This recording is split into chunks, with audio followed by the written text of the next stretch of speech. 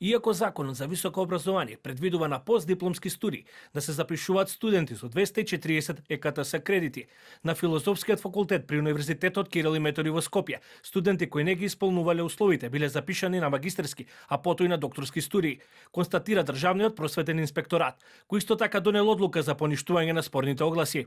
Констатирано е дека дел од студентите биле запишани на втори и трет циклус студии, без да ги исполнат условите, односно без завршен прв циклус академски студии, со најмалку 240 кредити. Наместо тоа, тие поседувале 180 кредити од стручни студии, кои биле комбинирани со 60 кредити од специјалистички студии, што не е дозволено согласно закон правилници, но и конкурси студиски програми. За вкупно 7 студенти донесени се решенија за поништување на уписот и стекнатиот статус.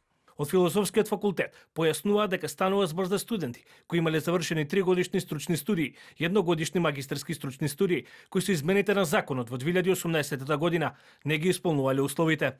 Од Филозофскиот факултет потврдија дека студентите се испишани, додека за наводите дека нема да им бидат вратени парите за партиципација. Од Филозофски децидно тврдат дека сите ќе бидат рефундирани. Станува збор, ќе нагласам, за студенти кои имаат завршено 3-годишни стручни студии и имаат завршено 1-годишни магистерски стручни студии. Постапивме согласно решението на Државен просветен инспекторат.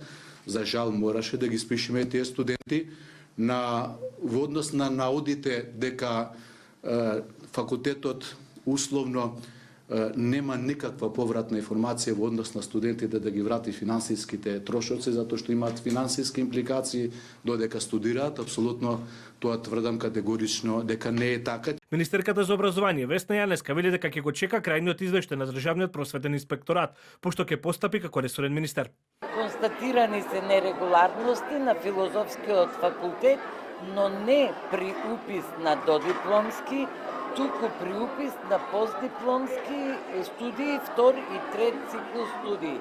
Државниот просветен инспекторат постапуваше, донесе заклучоци, го информираше факултетот. Факултетот треба да постапи и колку што мене ми е познато постапува.